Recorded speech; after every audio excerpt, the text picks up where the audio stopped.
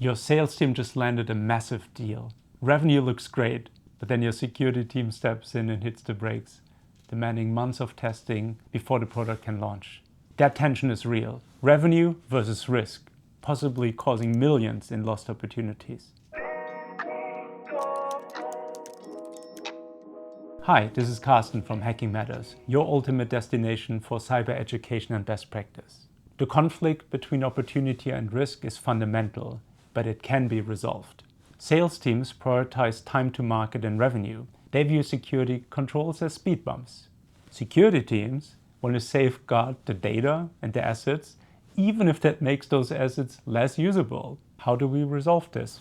Successful companies resolve this tension. They shift to a shared vision where trust becomes a sales enabler.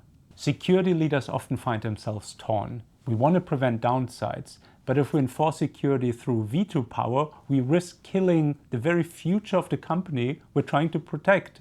The worst outcome is losing the appetite or capacity to innovate. There is no future without innovation.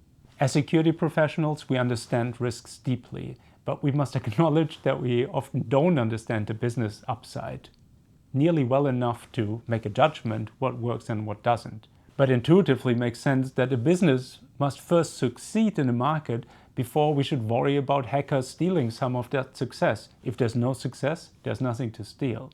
You as the security leader can end the war between cyber and sales by giving up your veto power and replace it with a moderated risk acceptance process. We have a whole video on that. To start that process, you want to agree on a clear level of tolerable risk. And then when a high opportunity product hits a security roadblock, rely on a solid discussion between stakeholders to see, have we already exceeded that risk tolerance or are we still below it? And if you agree to go ahead with a product despite the risks, document that decision. State exactly what the risks were and why you think that the opportunity outweighs the risk. And then review that periodically to see, can we lower the risk because the opportunity has already manifested itself, for instance, or there has been enough time to put in place hardening or architectural improvements. But don't delay the product launch just because some security needs to be done at some later point in time.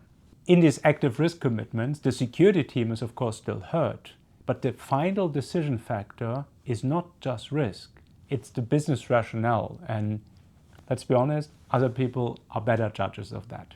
I experienced the tension firsthand when I was the CISO at Jio in India. This greenfield technology startup involved billions in investment. And if we, the security team, had insisted that every technology launch met every security standard at 100%, we would have slowed progress by months, possibly years. Instead, we adopted a more open, moderated process. We brought applications to market with light testing and then increased the testing effort as and only if the application gained market traction. And so if the risk grows, the attention grows from both the hackers and the internal security team. This more agile security approach worked because we already had one foundational security control in place, a central identity for users. And that identity system complied with all the security wish lists. It was well hardened, centrally monitored, it was well pen tested. And if something happened to any one of our applications, we could use that central system to revoke access for individual users or even for everyone. So it was the safety net under all the other applications that allowed everyone else to experiment a little bit more freely. The more agile approach led to informed risk and trust decisions, but also helped Jio avoid major hacking incidents. So you can have both. How then do you solidify this approach as the culture of your company? Well, you do that by shifting the perception of security from something that is just admin overhead to something that can be a competitive advantage. Security wants to be part of the sales cycle. You want to be able to emphasize your agile approach to security, balancing opportunity and risk.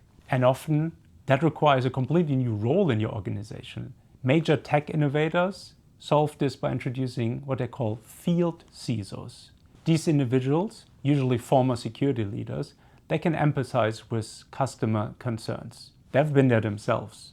But they can also explain the business rationale, so they're kind of in between both worlds.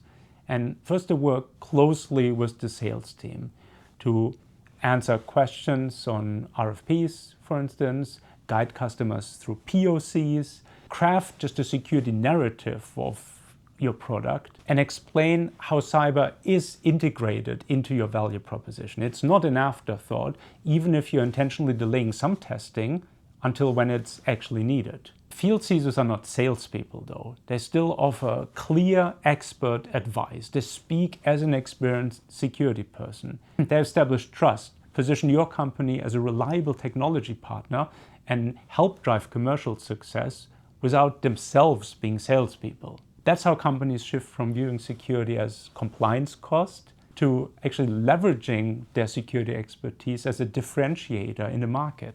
Resolving the tension between cyber and sales requires this fundamental shift. We must embrace the need to innovate, while at the same time keeping track of risks as they evolve and become larger and larger until ultimately we need to address them. Focus on adopting a moderated risk acceptance process and embed experts directly in your sales effort, for instance, through field CISOs. And that will, at the very least, ease the tension between cyber and sales, which have fundamentally different objectives on this offset, but in the end, just want to create great products that securely deliver data, services to customers. Joint goal, different approaches. If this deep dive helped you reframe the relationship between your protection and your commercial teams, please show it with a like and subscribe.